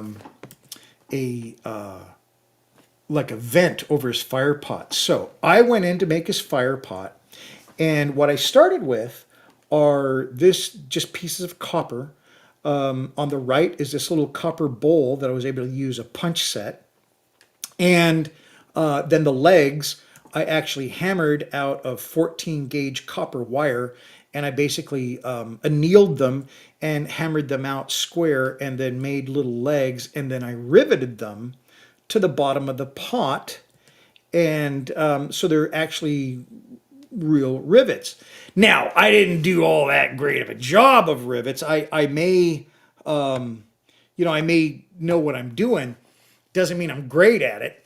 So I think they look good, but I did follow them up with solder. So there is some solder thrown in there. But it made a really nice pot, and I'm really happy with it. So that's how it looks now. And then I went into making the wood or the hood. But before we do that, what I want to do is now I want to show you how to do a little bit of metalworking, because I think it's a really important part of making something like this. If you want to, I don't know if it's important. I'll just take all that back. It's not important at all. It's fun. This is part of that, having fun at what you're doing. This is part of that discovering and learning and doing by hand. You don't got to do it. You can print this, be easier. You could find somebody to design it for you and buy a file and all that kind of stuff. Or you can take the path that I took, which is I just think it's fun. Why, there's so many videos online about metalworking. There's so many videos online that you can learn about these things, and then to scale it down, to miniaturize it, and to utilize it. I find it very fun. I enjoy the heck out of it. Again, it's a new skill. So I figured out how to do this, learning it online and stuff like that, and I'm just going to show you how to do it. So the first thing is I've got a miniature little anvil here. You can buy this online. And now I'm going to pull out just a little bit of, I need my clippers, sorry.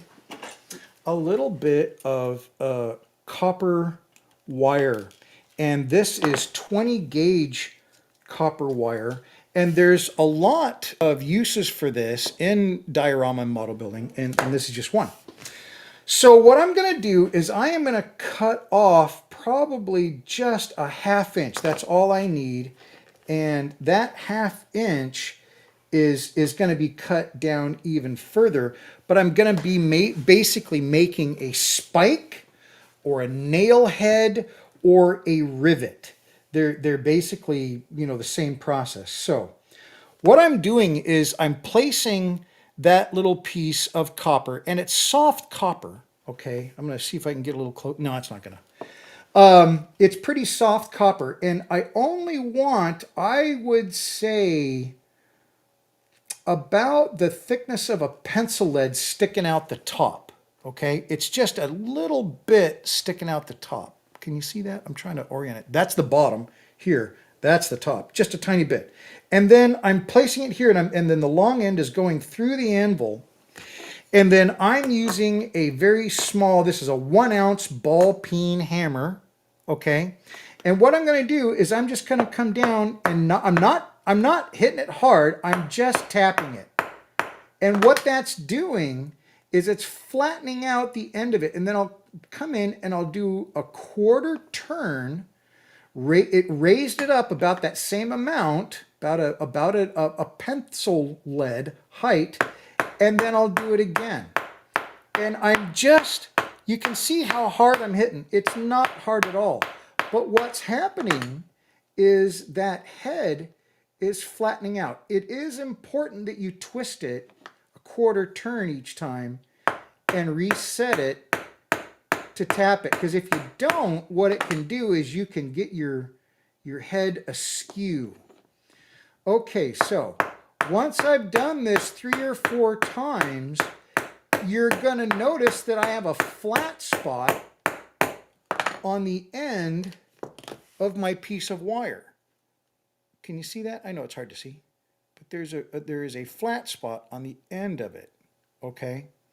Well, what I did there was I'm trying to get in there. There you go. You can see that flat spot. So that flat spot is basically your nail head or a rivet head. So that's the first part of making a rivet. Now what I'll do with that rivet is I'll put it through a couple of pieces of metal, and then I want to cut the end of it off, and then I can do the same exact process with it through the metal, and that is where we get the rivets that I use. So let's go back to that picture of rivets, and you can see it very easily how that's riveted in there. That is the rivet right there. So it just went through the hole in the foot. I drilled another hole in the bottom of the piece of copper, the bowl there, if you will, the brazier, and then I hammered them in. You have to back it. You have to put something behind it. But the cool thing about this is you can take this and hold it in a vise, and there's a little flat on the end of that spike right there. And so when I'm doing those rivets, I've actually got this oriented up like this, and that's what I'm riveting on. It works great. It's something that I'm going to do a full video on for folks on Patreon, because it's a really fun process. I've done a whole bunch of rivets and stuff like that, and making them by hand. And I think, kind of to Rod Karen's point, you can buy this stuff, or you can just get these things. You maybe don't gonna have to go that detail. And that's not what I'm saying about Rod Karen's comments. It's just that there's a different way you can go about things, or there's a store-bought way you can go around it. Because if I wanted a rivet, I've also got a punch, and I can just punch it out of a piece of steel and stick it on there. Glue it looks like a rivet. And I could have done that with this, but I thought it was funner to actually build this in a method that would be used. They wouldn't have used copper, certainly, but it's the same process in doing it out of steel or metal. So it's just fun. I just really, really enjoy doing it. So you have to decide if that's the method for you, or if you just want to do it faux. It's going to probably look the same. I'm enjoying doing it. That's why I do it. Okay, so that was making a rivet. I think we can now go back to a painted. There we go. Let's take a look. So there, look at that. Now, after it dries, the grain does come out a little bit better. But you see, it's kind of broad. The grain is kind of all over the place. It's not, real like stringy or fine. And that's what the second process is. Now we're going to make fine marks, and we're going to make, a real fine grain in there. So I am going to switch brushes. I'm using the same paint. I'm going to use the lighter colors of paint at this point to do my streaking. And I'll probably add, I'm going to go to that white. I'll probably add a little bit of white to some of them just to get a higher contrast. So I'm taking a little bit of white. I'm going in my first color. And now I'm going a lot more careful. As a matter of fact, I'm going to dab some of that off. I'm going a lot more careful, and I'm thinking about this as a piece of wood. That's a piece of wood. There's basically 4 planks that make this top up, okay? There's 4 of them there. And so now I'm thinking in terms of a single piece of wood, not the surface. So then I just come in and smaller, a little bit more delicate. You're trying to match these up past these. And they don't have to go all the way.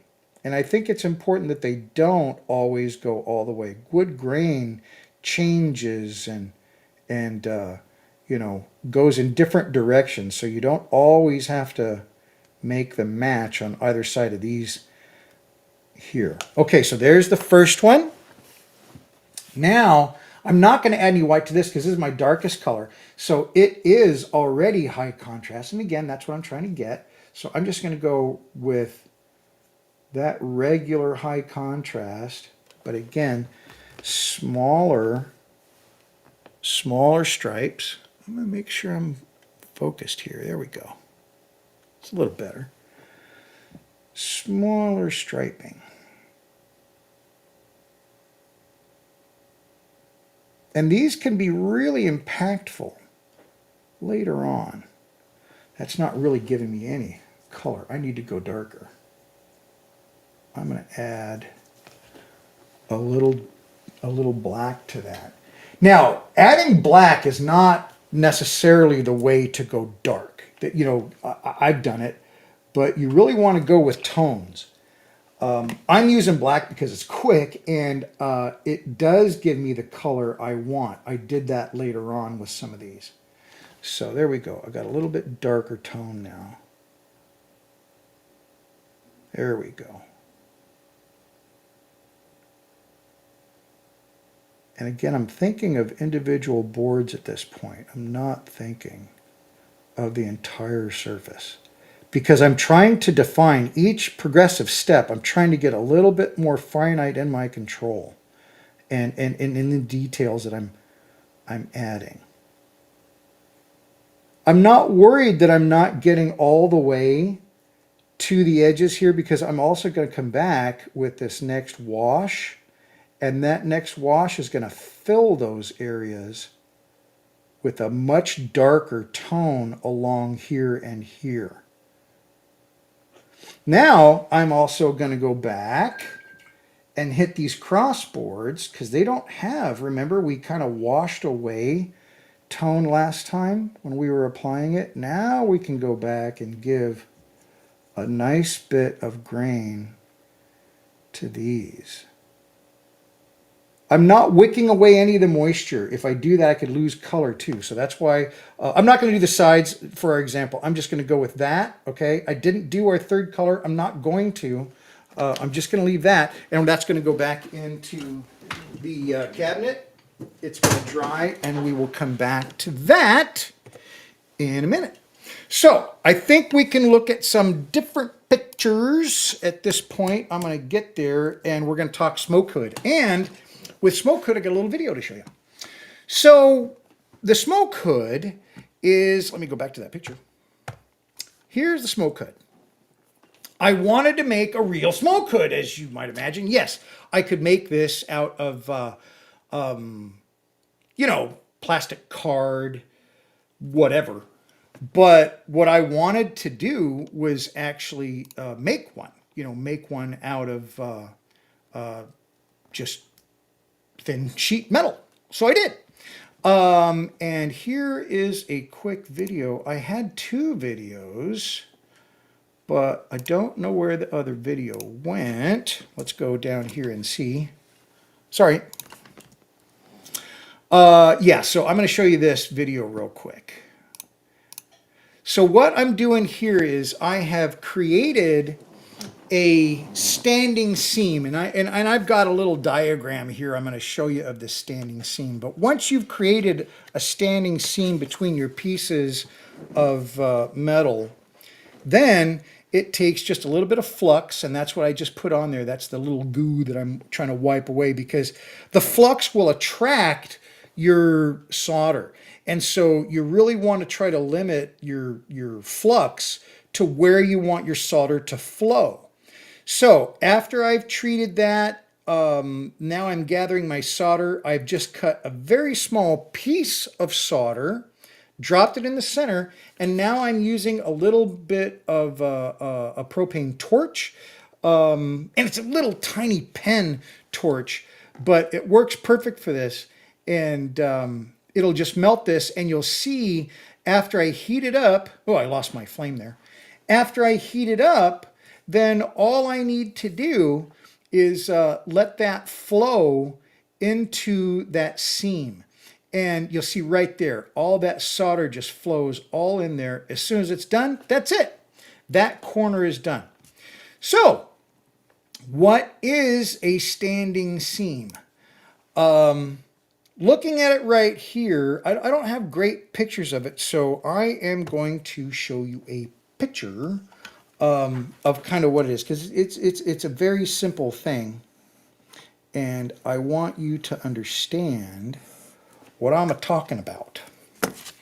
That is a standing seam. So the one over here has just got a little L bent up. And I had a video in here of me creating that. I don't know where the video is.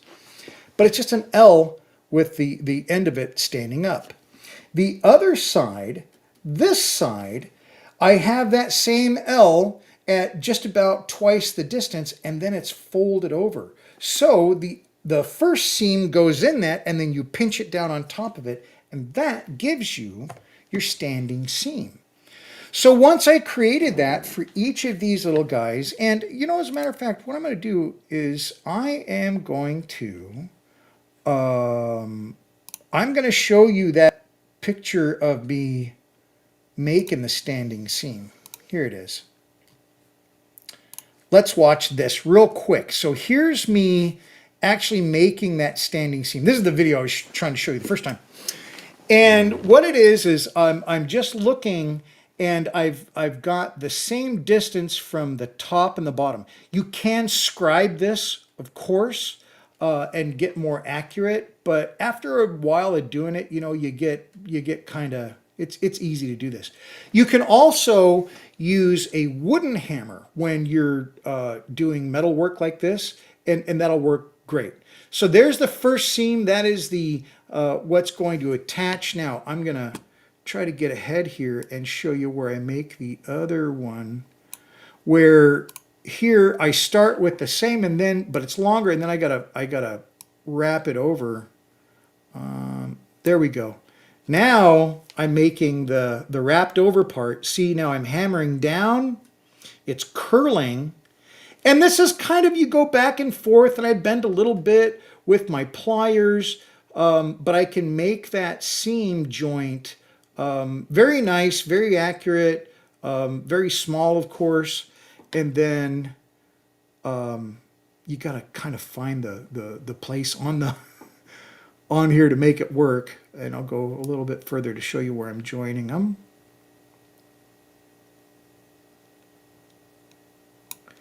And I think this is it. Yeah, so there I've actually got them joined together, and then you just basically, by squeezing them together, it joins together and gets ready for that soldering that I've already shown you the picture of. Sorry, I thought I had this, you know, a better view of me doing this in the shot.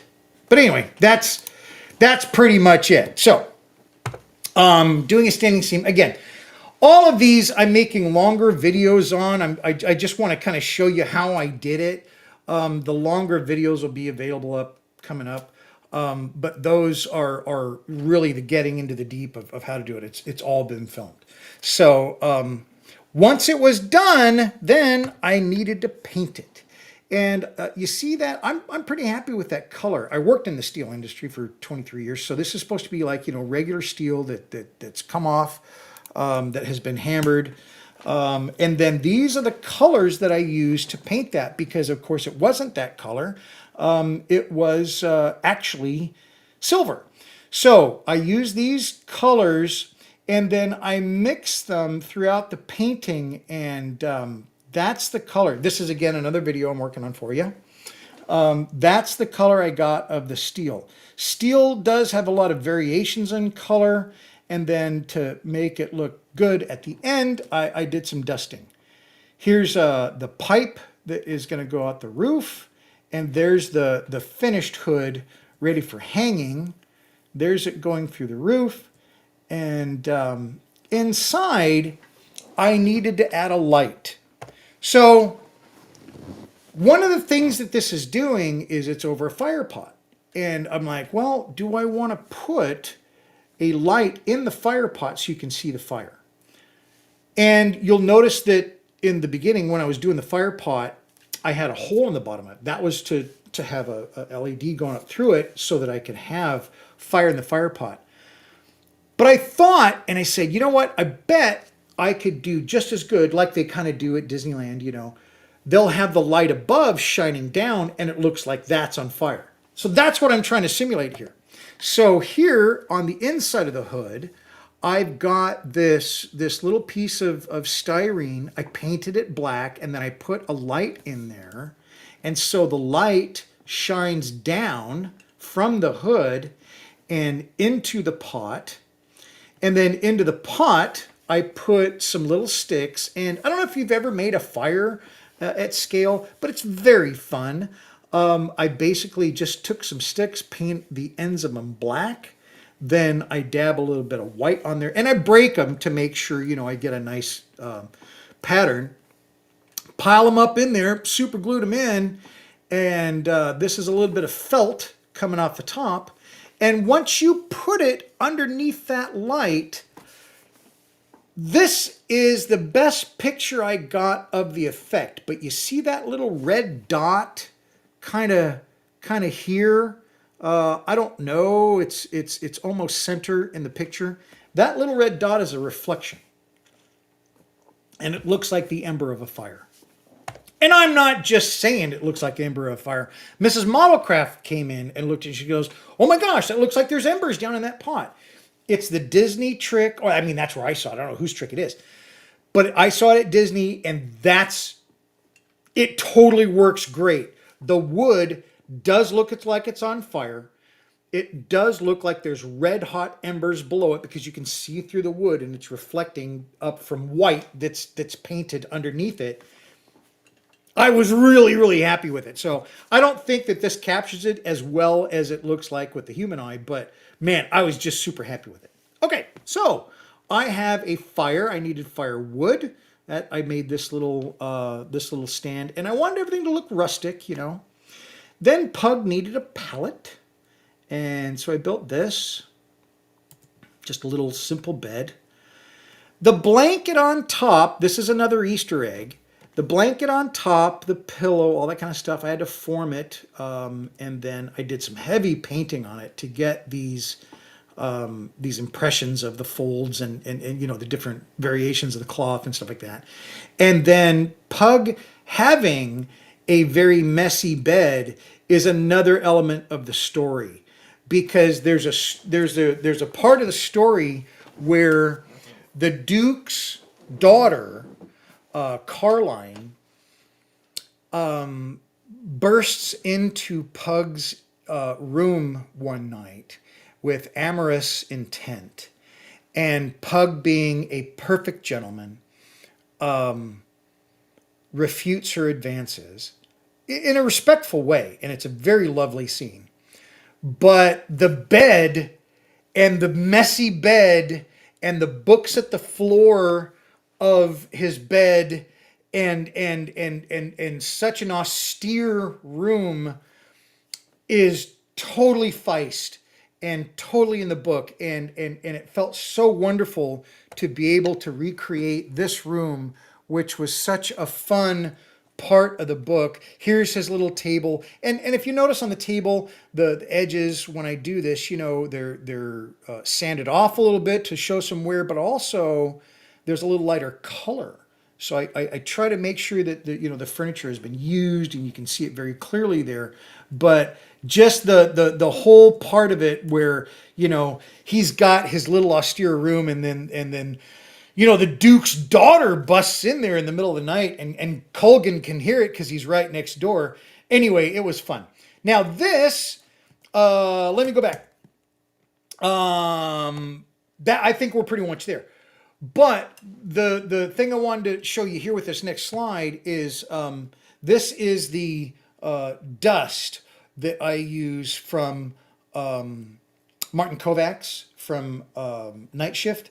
This is his formula for doing your dust. And I think the dust is such an important part of doing and making these things look much more realistic than not. You know, before when I had the saturated blue on the tarp, I just added that dust and it desaturated it. It made it look a lot better, a lot more used, a little dust on it, a little dirty, but it didn't change the look of it whatsoever. So this is, I just wanted to include that. Okay, I think we're just about done here. There we go, patrons. Hey, and I've got a new patron, Luca Bulin. I really hope I'm saying that correctly, but thank you so much. And the patron site is just about ready to rock and roll. It is the 11th. In 8 days, it will be live. It's the 18th it'll go live again. The patron site is live right now, and you can go join the patron site. It has exclusive content, behind the scenes stuff that I will not post anymore. That's one of the things that's changed. It's not going to be stuff you'll see other places eventually. It's exclusive. There will be pre-posts of posts that I'm going to be put on YouTube, longer form videos and stuff like that. But for the most part, it's going to be exclusive content. So that's really fun. And it's not charging right now. It will start charging on the 18th of the month. If you are a current subscriber, here's my subscribers currently right now on Patreon. If you're a current subscriber, and since I've held off charging for 2 months, if you do not want it to start charging, please go on to your Patreon site for me and stop your payment. I've got a lot of comments from folks saying, "Oh, I'm never stopped," and thank you so much, and that's wonderful. But I understand that things change, and so please do that. I do not want you to get charged on the 18th of this month, 8 days from now, 7 days from now. I don't want you to get charged if you don't want to be charged. So please go ahead and do that first. That being said, it'll start up on the 18th, and I've already posted something this week on the build here. I've got more things posting, and I'm really excited to get it back. I talked to some great people online and got some great feedback from them, and I really appreciate that. And so I decided, yes, I'm keeping it. The channel was already decided. We're good. And what this is about, for folks that don't know, is I was at a point where I wasn't sure how to pay for the channel itself. We're fine financially, you know, us doing this and me doing this. It was the channel itself wasn't paying for itself. So I want to make that completely clear. There was no issue of me having to stop the channel because we weren't in good financial terms. We're fine. It was the channel itself wasn't paying for itself, and that was a problem for me. So that was the big dust up I had a couple months ago. And so I shut everything down. I reformatted. I'm looking at different ways of doing stuff. Rod Karen is helping with that. I'm going to take that feedback. And folks, please understand, I need that feedback. And I get it a lot, you know, during the week, and I do, you know, get these comments, and they are so important. They are so important to make sure that I'm satisfying your need. I know this stuff that I'm working on a lot, right? And because of the way I think, sometimes I'll just bowl over something and assume you know. And you obviously, if you're new, you don't. And so I want to back it up, and I want to fill in those blanks. And I try not to have like insider stuff. You know, you go on a site and everybody's talking in a language you never heard, because it's like they all know the subject. Well, I don't want it to be like that. I want it to be where I can continuously introduce things so that people are aware of what's happening, as well as give references to where things are going and where I've put something, you know, that I've talked about in the past. So there's a lot of that stuff going on. And yeah, I think it's going to be a lot of fun. I've also got stuff for my members. I don't want to forget about my YouTube members: Bushranger, John Robeck, Stephen Kessel. And Stephen was on earlier today. I'm not sure if he's still on because it's a long episode. But Stephen was on earlier today. But all of my patrons really do help. And I really value their contributions, not only financially, but certainly in their contribution in ideas. I really believe the best idea wins. I think I've got great ideas. Don't think that I'm just like, oh, please help. I got all the ideas I need. But a lot of times somebody will come out of left field and go, well, what about this? And that is just such a great thing to have and to include, because as much as I think I know, and I think it's like for a lot of us, we all think we know this, that, or the other thing. But as much as you think you know, somebody else knows something that you don't. Period. Every single person on the planet knows something that I don't know. So it's really nice to get that feedback. It's really nice to hear what people think, both to contribute to the success of the diorama, but also the success of the channel. I want to be doing this for an awfully long time. So thank you very much. I really appreciate it. Well, folks, I think that's about it. This has been a heck of a show, and I really appreciate you coming on by. It is going to replay tomorrow at, well, it'll like post at midnight. And then if you have questions, just ask. I hope you have a great weekend. We'll see ya. Bye-bye.